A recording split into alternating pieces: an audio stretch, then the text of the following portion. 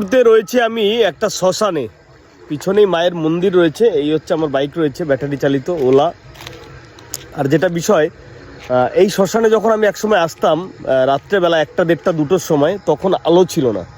এখন কিন্তু সরকারের অর্থ অনুকূল্যে এত সুন্দর একটি লাইট কিন্তু শ্মশানে দেওয়া রয়েছে, এই রাস্তাটা যাতে পরিষ্কার পরিচ্ছন্ন থাকে। যাই হোক, এই মুহূর্তে রয়েছে আমি একটা শ্মশানে। আর এখানে আমি একটা সময় আসতাম রাত 1টা 1:30 2টোর সময়। এখানে এখন যেমন তারাপীঠে থাকি, কামরূপ কামাখ্যা থেকে শুরু করে বিভিন্ন বড় বড় সিদ্ধ শক্তিপীঠ মায়ের কাছে পৌঁছে যাই। এই শ্মশানটা, এখানে একটা শ্মশান রয়েছে।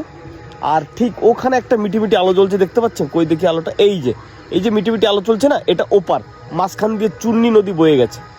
ওটা একটা শ্মশান রয়েছে, যে মিটিমিটি আলোটা জ্বলছে না, ওটা একটা শ্মশান। হ্যাঁ, ওই দেখুন একটা গাড়ি চলে গেল, একটা রাস্তা দিয়ে গাড়ি চলে গেল, ওটা একটা শ্মশান। আর ঠিক নদীর উল্টো দিকে এটা একটা শ্মশান। আজকে কেমন লাগলো? আজকে একটা যে জায়গাটা এসছি একদম পুরো এই মুহূর্তে 12টা 12:30 বাজে, আমি যখন এই মুহূর্তে রয়েছি। সব শান বলতে যেই রকম বোঝায়, মানে সেখানে শুধু সব থাকবে, আর একদম শান বলতে একদম শূন্যতা, একদম নীরবতা, একদম স্তব্ধতা, আর বিভিন্ন রকম হিংস্র যেগুলো জন্তু জানোয়ার আছে, বিশেষ করে শিয়াল কুকুর এইসবের উপদ্রব এবং তাদের আওয়াজ, এবং একদম গা ছমছম পরিবেশ।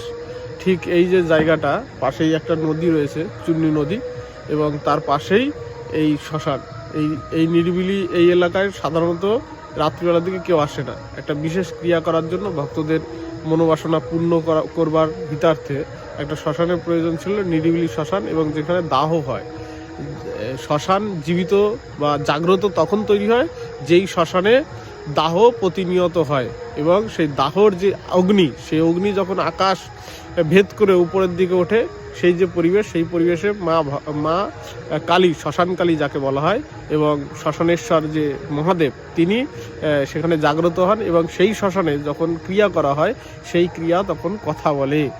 আপনার যে কার্য করতে হবে তার জন্য কিন্তু একটি জাগ্রত একটা শ্মশান দরকার, এবং সেটা নিরিবিলি এবং একটি নদী, প্রবাহমান একটা নদী হতে হবে পাশে, এবং সেই শ্মশানে মায়ের, শ্মশানকালী মায়ের পুজো হবে, এবং তিনি জাগ্রত স্বরূপা, এবং সাধকের বিভিন্ন ক্রিয়াকর্ম আছে, সেগুলো করে যখন কোনো মানুষের জন্য, কোনো মানুষের যে কষ্ট ব্যথা বেদনা আছে সেগুলোর বিষয়ে যে যখন ক্রিয়া করা হবে, সেই ক্রিয়া কিন্তু কথা বলবে, এবং বাস্তবে কিন্তু আপনার বিভিন্ন রকমভাবে উপকার হবে। সেই শ্মশান ক্রিয়ার মধ্যে দিয়ে বিভিন্ন মানুষের সমস্যার সমাধান করার জন্য আজকে আমরা এই নিরিবিলি একটা শ্মশানে এসেছি। থ্যাংক ইউ, একদম থ্যাংক ইউ সো মাচ। সবাই ভালো থাকবেন। জয় মা তারা, জয় গুরু বামদেব, আর জয় মা শ্মশান কালী।